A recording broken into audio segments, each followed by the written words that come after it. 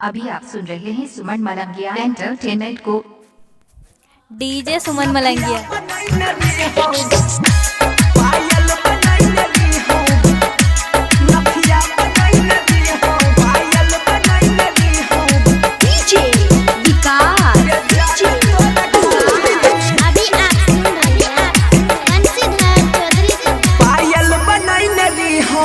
जान तोरा खातिर पायल बनाई नरी होंगे जान तोरा खातिर, सिकड़ी बनाई नरी होंगे जान तोरा खातिर। हमारा सिकड़ी के धोखा गे, हमारा सिकड़ी के धोखा नजर में गिर गई। नफिया बनाई नरी होंगे जान तोरा खातिर,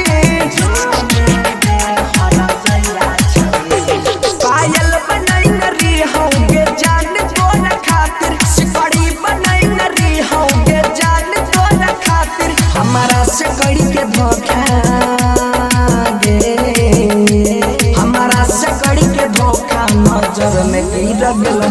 नथिया बनाई नरी होंगे जान तोरा खातिर।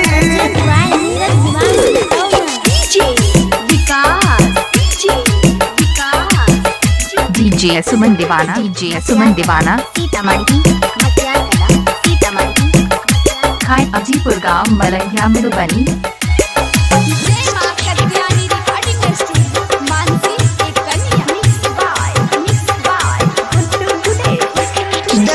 जगम के बोझाई भाग न सहैता,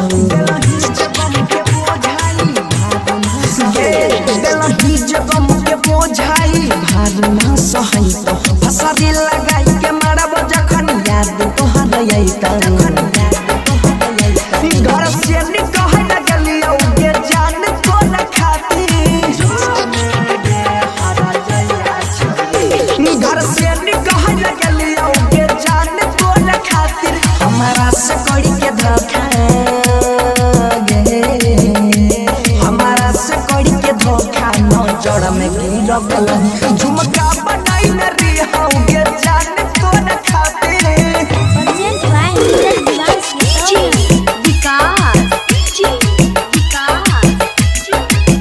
सुमन मलंगिया, सुमन मलंगिया, सुमन मलंगिया।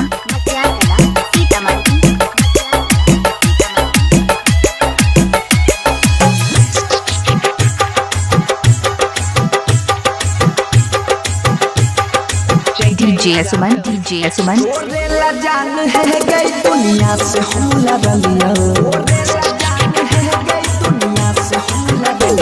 तोरेला जान है गई दुनिया से हम लड़लिया। छोड़ के जो हमरा गेलही गलती की तोर करलिया। कोमली के भूल लगलिया गे जान तोरा खातिर, हवो के भूल लगलिया गे जान तोरा खातिर। हमारा सिकड़ी के धोखा गे, सुधीर भरत भयंकर के प्यार बन गई। डीजे सुमन मलंगिया मधुबनी। डीजे सुमन, डीजे सुमन। मोबाइल नंबर 8882452308 है।